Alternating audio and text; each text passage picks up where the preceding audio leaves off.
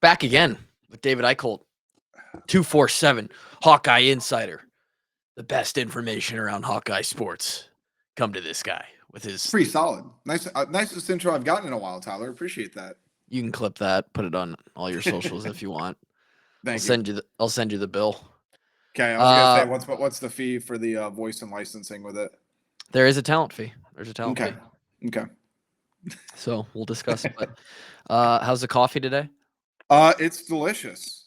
That's why I thought I was gonna be late. But I had to get my Starbucks. They didn't have it ready for you? Shockingly, no. I was a little bit disappointed in that, but you know what? Battle through adversity. That's what it's all about. I'm not excited to do this podcast today. And Yeah. I don't know if you get that vibe in the first 90 seconds that you've been in the studio, virtual studio here with me today. So I'm going to start on something different. And I don't know if this was last week or the week before that, but I know big Caitlyn Clark fan you are. And it's nice I can say that now. Like, she's out of Iowa, so it's like, okay, I can be a fan. I think I guess there's something to it. I think it's dumb that reporters to assume that reporters or beat writers or media of a certain school can't also have a fandom side to it. I think it's stupid as shit. Yeah, I think once they go pro, I've been very open about like former players I cover. Like, I'm actively rooting for them. Like, I've gone to watch Luka Garza play at Minnesota a couple times. I was gonna go to a Fever game. It just did not end up happening this year. But like, I like cheering for the people I cover, and it's just kind of a cool thing. I understand reporting and actually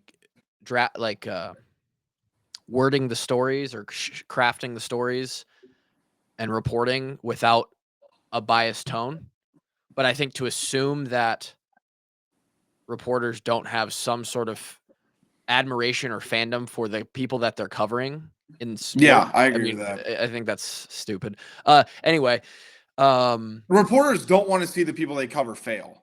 Like, no. Let's just call it like what it is. It's not like we're going to be emotionally. Well, I can think of a couple.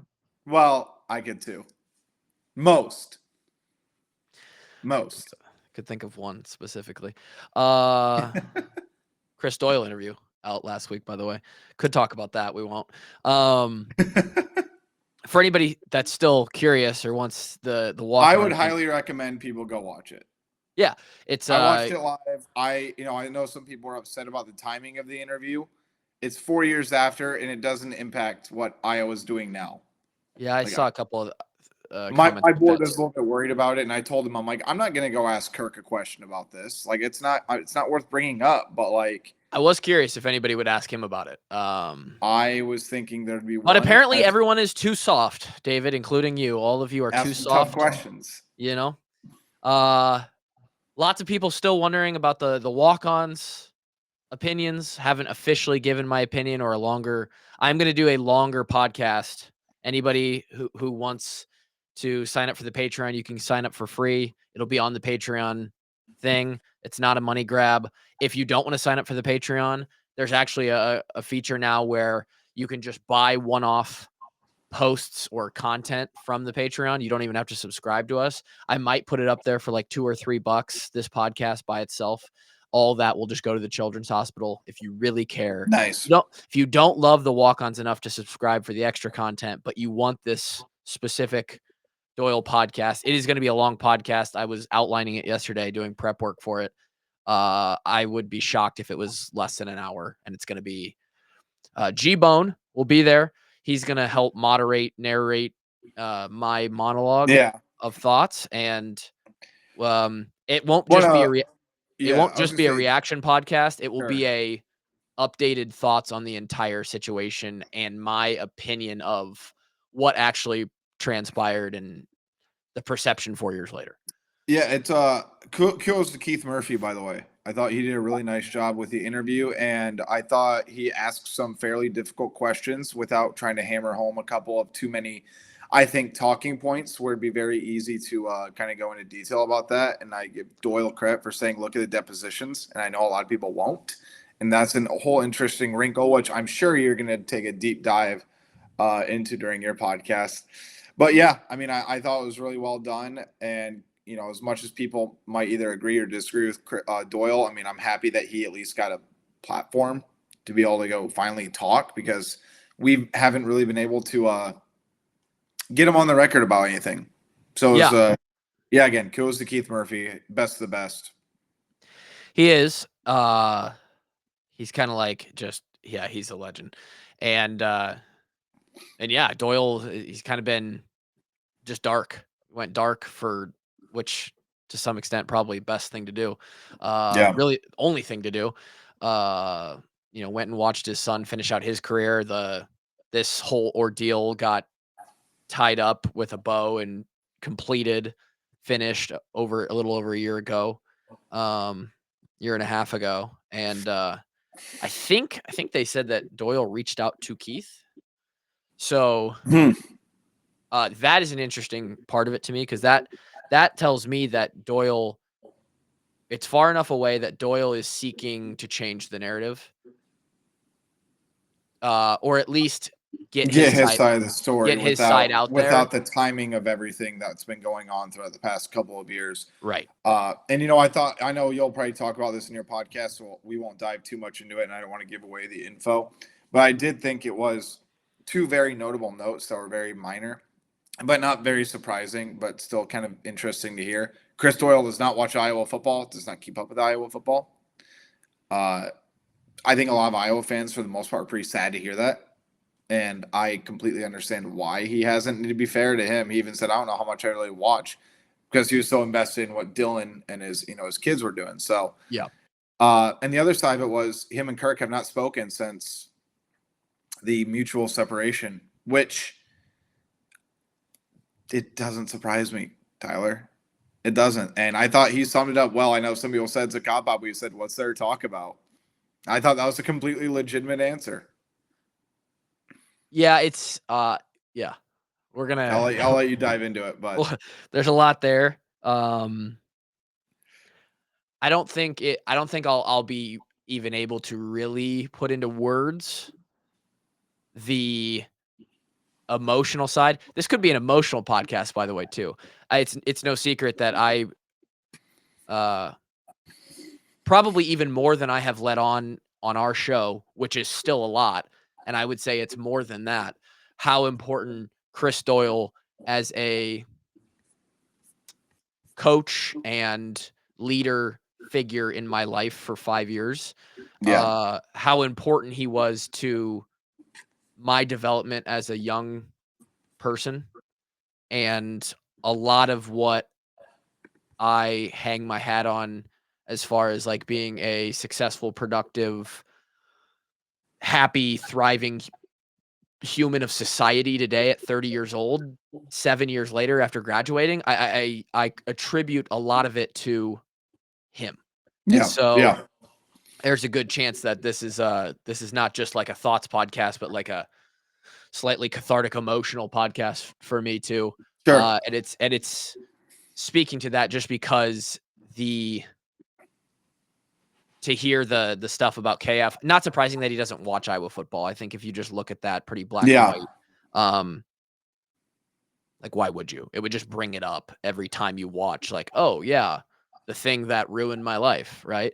The Kirk thing is another thing, and we will dive into that. Anyway. Last quick note about that. I thought it was really cool that Tyler Goodson ran to Chris Doyle. I don't know if you saw the picture that Maurice at Five Guys. Out. Yeah. Yeah. Doyle getting himself a burger. Yeah, I thought that was really neat too. And I thought Maurice, again, I'm just reading the tweet. I'm not saying anything. Oh, I retweeted it. Maurice essentially just said, for people who hadn't seen it, like, he did nothing to my son, but he helped him be the best, or something like that. It was basically along those lines. Yeah. It is funny how all the successful black athletes seem to be fine with him. Just my opinion. We'll get into it on the extended podcast, patreon.com, or look for me posting it specifically on socials. Background to the Caitlyn Clark thing. I saw a tweet. This is all just to avoid the fact that Iowa football is 4-3, by the way, and I have nothing good or really to talk about them. I saw a tweet that Unrivaled is going to try and make a Lionel Messi sized offer to Caitlyn Clark to join the Unrivaled. And like I've been seeing a little bit of the back and forth. I had to mute words. I've almost muted Yeah, Caitlyn Clark, the words I Caitlyn wouldn't Clark, blame you. just because of how much negative is on there on Twitter. I had to mute Angel Reese. I've muted WNBA just because of all the BS that I saw over the course of the season this summer. It's a drama league filled with a little bit of basketball instead of basketball filled with a little bit of drama, and that's what needs to change next year. Yeah, they got to flip the script on that. But I've seen a little bit of the back and forth of like what this Unrivaled is. Caitlyn obviously would be a huge get for that. But the fact that she's making more money off the court, contract wise, sponsorship wise, endorsement deals than anybody ever has in basketball really means that she doesn't need to. On top of that, the whole thing about her this year was like, oh, look what happened when she finally got some rest from basketball, came back off the Olympic break, and was, she was first team all WNBA. So, she shouldn't do it. I'm no, telling you what it is. She shouldn't do it. She's got ops in the Unrivaled league. Like, do you know how many people that are going to have equity in that league that have completely trashed her publicly, or even behind the scenes? Like Brianna Stewart didn't call her an all-time great in college basketball. Now, maybe Caitlyn's not as petty as I am. I'm of the belief that she is, but she doesn't let anybody know because she's reached the level of greatness in athletes. And how many great athletes are so petty and hang their head on every little bad or negative thing about them? They call her. I think that guy for ESPN who wrote that big long 30-minute essay essentially about her called her like Kobe with a ponytail or Pistol Pete with a ponytail. Those are two petty ass people, Tyler. Like, if that's the truth, dude, I'm telling you this. Yeah. Maybe the most not talked about, people mention it here and there, but I think it's deeper than just a comment, is her level of staying out of things. Yeah. It's unbelievable. I don't know. I don't think she's a big, like, naturally before all of this happened, I don't think she was like the kind of person that was going to be a big social media person anyway. Like as far as like just posting once, twice, 3 times a day, big on TikTok, always tweeting, always doing this. But she has stayed out of it all, like all of the drama. And if she is petty on the inside and she's got that greatness intangible that is, they always are able to, Michael Jordan, Tiger, Tom Brady, they're always able to craft the narrative that like they can make themselves the underdog in whatever story that's painted. I don't know where that lives or where that resides within her, but she keeps it locked away in a dungeon because it never comes out. Even like within the fierceness and competitiveness that you do see with her on the court, like the pettiness towards other people, you just don't really see it. She's always so complimentary of people in press conferences, even when they have just said something negative about, like, it's crazy. And she trash talks on the court though. Like, let's break that narrative. Some people and I think talk, and I'm like, she's one of the biggest trash talkers I've ever seen in my life, Tyler. Yeah, probably didn't match me, especially with relative to the production I was putting out, 4.8 points per game my senior year. And just like all-time levels of trash talk to guys that were way better than me. But get the mental edge, the psychological edge. Had to grab an edge somewhere, and it wasn't with skill. But my whole thing with this was, God, they started laying out the terms of the Messi deal. It was like part ownership in the league, like investment opportunities, like you name it, 150 million cash. Like at some point, she's got the $28 million shoe deal. She's got a few million here and there in other deals. And that's a lot. If I had that, I wouldn't do anything. I'd disappear. But at some point, if you can now start to approach, like you're on the, she's 23 years old. Not even. And she can lock in like 10% of what would be $1 billion. Like you're starting to ascend to another level. Hey, Tyler, just remember, they don't need her. I know they don't. I know. I know they don't. Caitlyn Clark needs nobody. That's the funny she might part. Even be able to, they sit there, stop playing basketball about how bad they need her, and then they go, "Oh well, we're going to offer a once in a generation type deal." Like it's quite frank. Again, I would say minus the equity, minus the TV deal percentage or whatever it is. If I'm Caitlyn, I don't even go to the negotiating table unless it's $10 million a year salary without all the extra stuff. Seriously, after all, like Angel Reese has part equity in that. Dejanay Carrington has part equity in that. We know the beef that those three have. Well, 2 against 1, of course. Brianna Stewart has said some. Now, again, I think Brianna Stewart respects Caitlyn, but I'm going solely back to when Caitlyn was about to play in the national championship. She said Caitlyn has to win it to be considered an all-time great. And some of these other people in the league that have said these things about me, I'd be like, why would I share this money with you? Why wouldn't I just go out and make the money knowing that, hey, I'm arguably one of the most marketable female athletes in the entire world? So, again, maybe that's just me, the payiness. I hope she doesn't do it. I hope she goes to Cabo for 3 months, hangs out, plays on the LPGA tour, and then gets ready for training camp and just avoids all this after the past year she's had. I'm with you. I wouldn't do it. But I would do it because if I had any kind of that kind of money, I'd do whatever you want. Doesn't hurt. Sick. Actually, I did not know you could do this, but Brianna Stewart's 6-step move before she dribbled on the final play of that was crazy. That's very skilled, very cool. Foul was definitely a foul too. Awesome officiating in the WNBA finals. Anyway, we'll move on. Shout Cheryl Reeve, who said in the post game that shit was stolen from us, and goes, "I don't care what the headlines were. Do it. I can handle it." And I was like, yeah. I don't like Cheryl Reeve, but that's, I respect it. Should we do it? Yeah, Hawks are 4-3. Yeah. I don't really know what to say about it. Sort of a very uncharacteristic game defensively. I would say a very on par, maybe the most Iowa 2024 offensive game, just like gone for the first half, come back, looked good in the second for the most part. Bad tackling. One of the worst tackling performances I think I've seen since I started covering the team in 2018. Yeah, but just unbelievably bad. Bad defensively all around. They scored on 8 of 10 drives. They held the ball for 40 minutes versus our 20. They had 470 yards of offense. They didn't punt, which is unbelievable. I never played in a game. I always was waiting for it, right? And that was probably a pipe dream, being the Iowa long snapper. Like, oh, maybe we'll play in a game where I never have to do a punt snap. I think we got close. I think I had a few games where I had like 3 or 4 punt snaps. This guy didn't snap a punt snap. And if you're a long snapper in the last 3 games versus the Iowa Hawkeyes, you're averaging 1 punt snap a game. That's crazy. They had 2 punts. I think Ohio State had 2 punts. Washington had 1 or flipped those, and then Michigan State had none. 3 games, 3 punts from the opposing offense. That's not going to get it done, and I don't even know where to go from here, to be honest. So, to provide some additional context, but prior to the Ohio State game, Iowa had gone 33 straight games without giving up 400 yards of offense.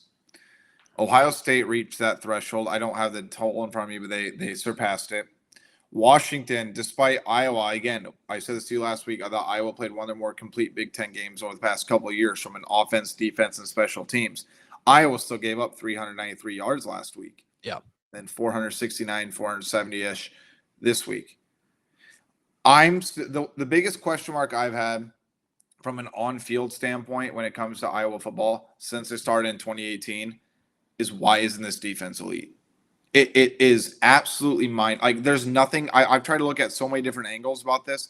Yes, the stats say it, but why isn't it working? Now, I'm not going to blame the coaching. I'm not going to blame locker room culture, because I don't have an idea of that at this time. Maybe I will at the end of the year if I can start talking to some people, if they'll open up about it. But I trust the leadership of this group. I think Jay Higgins is an all-time leader. Nick Jackson's not a problem guy.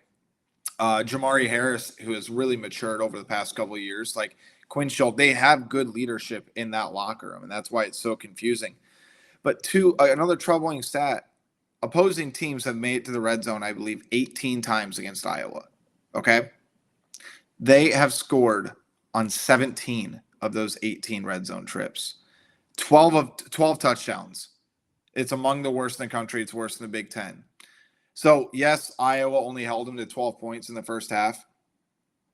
It wasn't bending, not breaking. Quite frankly, Tyler, it was still breaking. And I think Kirk Ferentz alluded to that yesterday when he said the defense didn't do a good enough job in the first half. The offense certainly, and we dug a hole too deep. And to be honest with you, as bad as the offense was, I felt like Iowa was not getting back into that game because I did not trust the defense to be able to go out there and stop them. Yeah. And that sounds crazy because we've never really seen this, or have very rarely seen that.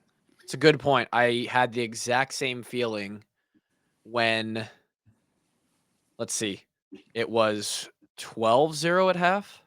Yeah. He missed the 54-yard field goal, the only one he missed that day. That kicker's a stud too, by the way. Yeah, he is. He's good. And then did they come out and score first to make it 19-0, or was it 12-7? Didn't they hit another? I don't remember. Here's what I know. Here's what I know. It doesn't even matter. We scored our first touchdown. They immediately scored another touchdown on the next drive, and I thought we are not going to be able to do this because even if we do this offensively, we're just letting them score points. And usually it's the other way around. It's usually, if we can score and get ahead, we're good because the defense isn't going to give anything up. So we'll maintain whatever whatever the mean is in this game, wherever it's reverting back to. And usually that's Iowa lockdown. We'll get a couple points here and there. We'll squeak it out. This one was like, okay, I don't care if our offense goes tit for tat. The defense is just going to keep giving up touchdowns, and we're already in the 12-point hole. So Iowa did score, by the way.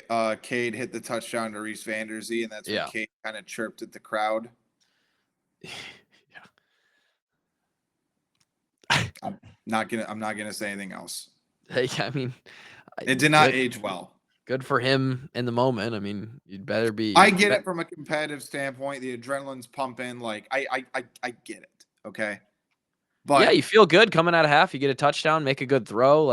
It's better to feel good about yourself and your momentum than not. But it just doesn't look good when you examine, in hindsight, the total body of work. I think I know we're going to probably talk about quarterback, but I'm also of the belief right now that there is just as significant of a problem at cornerback too than there is. Like I think these guys are going to be good. I still think there's a lot of potential in that cornerback room. And I asked Kirk yesterday specifically about John Nestor, because all we heard about John Nestor fall camp, summer, was how he's continuing to make strides. He's looking like a younger Riley Moss. I mean, remember, Tyler, he was listed as the starter at Big Ten Media Days. Yeah. Yep. He was the guy. And then obviously got surpassed. There's still a little bit of flux right now about who's going to go up there and kind of take that control. But how many great Iowa cornerbacks have we seen go out there and get torched as a young player and then go out and have an all Big Ten caliber career? I mean, Riley Moss remember, against Purdue, got thrown in the action, then got benched after back-to-back touchdowns given up.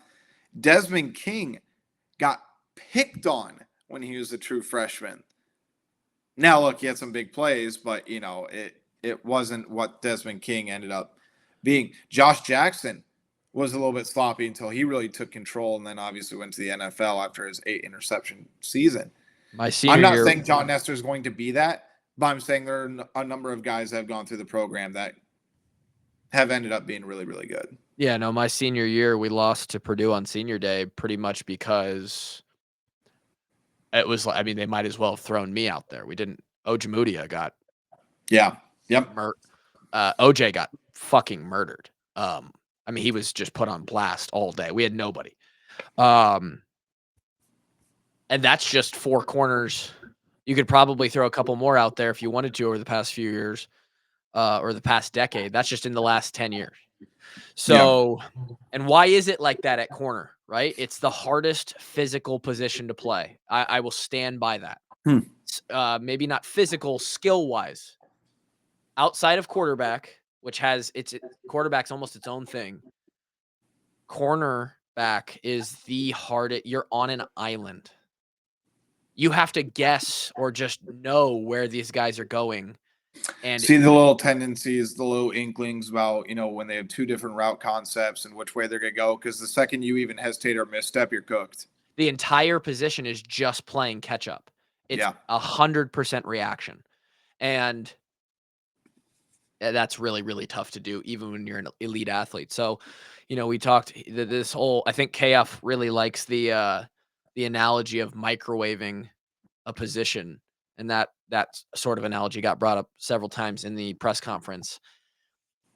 It's funny that getting cooked or like you're cooked right now is some young kid slang because the microwave does the cooking.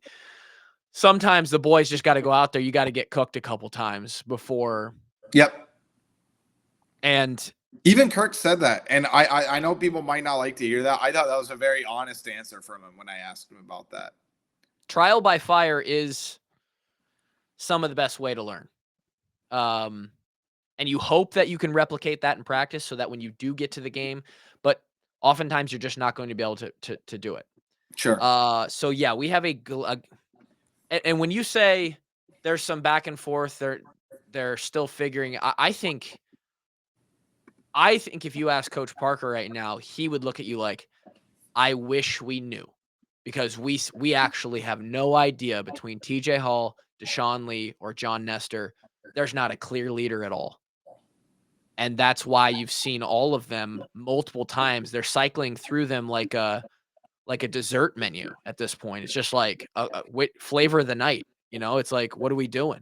It's a real problem, and I don't think it's gonna be fixed this year. I just don't think there's a way to fix it. And you can see the opposing offenses. They're coming out and they're just saying, they're just licking chops. That Marsh guy was like, I'm about to absolutely work whoever's across from me. And they're just, I don't know. I mean, Jamari Harris even had sympathy for the younger guys too, because Jamari even said, yeah, we had Cooper opposite of me, so everybody picked on me last year. Yeah, I know what it's like. And I think Jamari kind of being that leader in the cornerback room, like you said, he's putting extra time, film room time with the young guys to just show them the way and how to continue to progress. And because I think, especially as a young player, when you're getting cooked like that, trial by fire, whatever you want to call it, it can really set back your career. And how many guys have we seen? Now, I'm not specifically speaking Iowa. I'm speaking from just young players around the country. When they get cooked and they don't know how to respond, it halts their growth or even just ends their career because they just never psychologically overcome the feeling of that. So they never get thrown back in that position. So there's a big mental component that becomes that will manifest itself in a physical limitation of being hesitant, being scared, not trusting yourself, not trusting what you see. Like there's just a lot of things that come from the fear of, oh my God, that public embarrassment of just getting blasted, whenever it happened. And you have to have the ultimate goldfish mentality of just forget whatever happened. It's even ball game. I'm going out and I'm 100% effort. And if I get cooked again, cool. I'll forget that one and we'll come back. Because if you don't have that mentality, you're right. It can spiral. I think that's happened with Cade McNamara too. And I'm talking strictly from his footwork and even throwing the ball mechanics wise. He's just, I mean, I went back and watched film. Okay. It's not even about the concepts. It's not about the schemes. It's not about how many, if it's a 3 or 5 step drop back or a rollout. Cade does not know how to properly throw a football right now. When you compare it to his Michigan film, he has just completely lost it. And again, he says he's fine. And I'm going to use what Kirk Ferentz said yesterday, Tyler. Tape don't lie. Watch the film. Yeah, So this will bring me because I don't care to have the quarterback conversation. We both know where we stand. I don't. It's like it's pretty clear, right? I also do want to mention that when KF gets up there and says this stuff and he coach speaks around the questions around why isn't Sullivan, again, I'll just come back to KF is not answering questions in the way that he is to lie to anybody or to try and gaslight people. It is simply in defense of his players. He wants to stand up and be the shield for his players. That's it. That's all he does. That's the only reason he answers that for.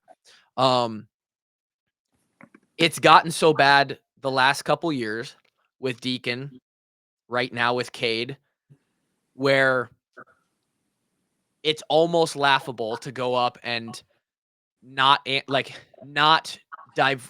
divulge, not really get into more details of like, hey, why don't we see Brendan? Why don't we all these things? Why don't we play a backup? And he just wants to deflect. He's not going to let any of his players take heat. Whatever, that's great. As a player, that's great. Yep. I did. Yeah. Go for it. Well, I was just going to say, and again, I know we don't want to have this discussion. This is the only thing I'll say about this. Then I'll get to Kirk Ferentz's actual comments about quarterback, because I do think there was some interesting language in his answers. I know exactly where you're going. First of all, Cade McNamara should have taken his last snap as University of Iowa's quarterback. I don't care what's being shown in practice behind the scenes, unless you throw in Sullivan, he turns the ball over 4 straight times. Yeah, at least indefinitely. Like, he could come back in, but for now, the trial he has to be done. Like, they're not making the college football playoff. They're not winning the Big Ten. This is homecoming against his former team. There's literally no better time to start Brendan Sullivan than perfect right story. No better time. As far as the language yesterday, this is the first time and probably the most wiggle I've ever heard Kirk about the quarterback. He said, as of now, and remember, I think Chad Leisico is the one who asked directly about it. Like, sounds like Cade your starter. And he said, yes. And then Chad was starting to ask his next question. And KF added, as of now. Yeah, unprovoked. This tells me if Cade goes out there and sucks in the first half, because, again, he was very critical of Cade in the first half. He said Cade has to play better. We need to convert third downs, and he has to throw the ball more accurately. If Cade goes out there and sucks it up in the first half, Tyler, I'm not going to make any predictions, but I will not be surprised if we see at least a little bit more Brendan Sullivan this Saturday, including even in third and short situations, which KF also talked about too. So I think, again, I know people are going to hate me saying this. I think it's a make or break week for Cade McNamara. Everybody knows my opinion about this, but I thought Kirk had some interesting language when it came to that. Included in that interesting language, I agree. That was one of 2 things. He offered that up without being provoked. Yep. And then another question was asked about Brendan, and he said, when Brendan gets an expanded role, if Brendan gets an expanded role, we think he'll do well. I don't know. I'm at the point too. What's the downside? What do you have to lose? Yeah, I know there isn't anything. Yeah. And so I don't know if that's something you read into, but that is exactly what this show is. So just some interesting verbiage that KF probably wouldn't normally use. Yes, and that's why we're mentioning it. Like, this is not typical KF language. I'm not saying things are going to change, but especially when it comes to Kirk Ferentz and Tyler, you've been reading his transcripts or listening to it. You've kind of learned how to really read it between the lines when he speaks with the media.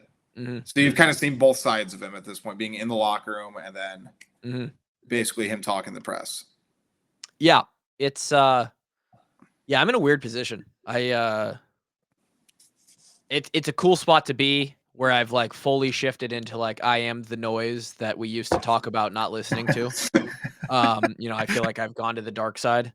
Welcome aboard. Because I can no longer, my eligibility for the good side or whatever you want to call it, it is no longer available. It is interesting having this perspective.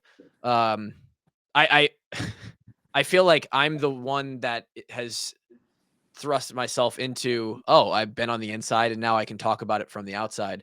I wish I was better at communicating it. I feel like I fail the listeners and the people every week. I'm like, God, I just wish I was better at this media thing. But I do my best. Last thing, you mentioned it. He did talk about when using Brendan on a 3rd and 1. I think Leisico asked this question as well. Why not use him on a 3rd and 1 situation that's just out in the middle of the field? And he kind of acted like, oh yeah, that actually might be a good idea. Like, maybe something we'll consider. Ultimately, Tim will have the final call. Yeah, I'm happy you brought that up. I thought that was very interesting when you said that. And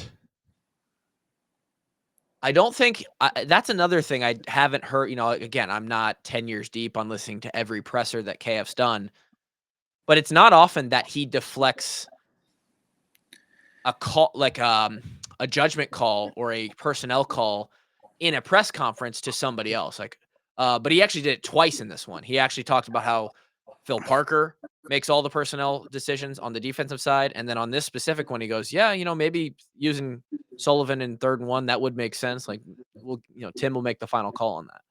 So, again, just one more peg or nail in the coffin for those who think that KF is out there calling plays like, "Hey, spider 2 Y banana, shut up, Tim. I'm making this call." There's not enough time and whole like loops to jump through. That's just not possible without No. calling a timeout. Right. So I don't know. Some interesting stuff. I don't have a whole lot else to say other than he did say Castro and Cohen Entringer will be back this. Well, they thought Cohen's injury was worse when it happened on Saturday, which I thought a little bit notable too. Yeah, and they said it. They both practiced Tuesday, I think is when he said yesterday, Monday, Tuesday. So that's good because, from everything we talked about, clearly we're lacking depth behind that first line of. Still love Cohen. I think Cohen's going to be a ball player. I do think too. he's going to be really, really good next year. Yeah, I agree. But yeah, man, I don't know. It's such a weird weird spot to be in, especially with it being a 12-team playoff right now and like the expectations Iowa had going into the year. Yeah, it's so tough to like analyze because I was talking to some media people yesterday before we got a chance to speak to the players. It's also worth knowing too, just going back to Michigan State really, really quick. Caleb Johnson was asked post game about, have you seen a defense like this? And he goes, no, I've never seen so many bodies in the box. Remember, he broke off that 75-yard touchdown run, which, by the way, showcased exactly why he's so special. Yeah. But he never had a chance to succeed against Michigan State. No, it wasn't on him that he only had 100 yards, right? Take out the one big play. It was a very, very poor day rushing for him statistically, but I mean, wasn't his fault. He had no opportunity. Where do you run? Where are you supposed to go? Yeah. And that's what Northwestern's going to do this week, and that's why the quarterback in the passing game is going to be incredibly crucial. Because they have, especially Northwestern secondary is not good. Their run defense is solid. I just think it's we talked about it. Like the Big Ten championship ain't gonna happen. Playoffs ain't gonna happen. You're now playing for pride. You're one other for a lot of pride and just personal development for young guys and the love of the game and all that good stuff that comes from like developing men and the stuff that doesn't show on the wins and loss record. And that's where I was going with the thing yesterday with the media people, like, because I've said on the radio and I've tried to clarify it every single time. It's meaningless November football. Like they're playing to play in a meaningless bowl game. Okay. And what I mean by that, and even moving forward, some games will be classified as meaningless for fans, but I'm speaking solely from the national college football landscape. Like what the national media and what the casual college football fans are going to think about Iowa football. The meaningless does not include the coaches coaching, the players playing, and the players that will only be able to suit up maybe 5-6 more times as an Iowa Hawkeye. So when I say like meaningless or whatever, it is not directed at the players. It's not directed at the coaches. It's not directed at people in the building. I'm speaking solely from the casual football standpoint and the expectations that the team had leading in. So I think it's important to distinguish that. Yeah, and 100%. And we will. That's probably going to be a big focus of our tonight's preview show for tomorrow. Is the difference between a disappointing season from the fan perspective, and there's and it's meaningless and it's for nothing, versus all of the things on the inside that actually do mean a lot.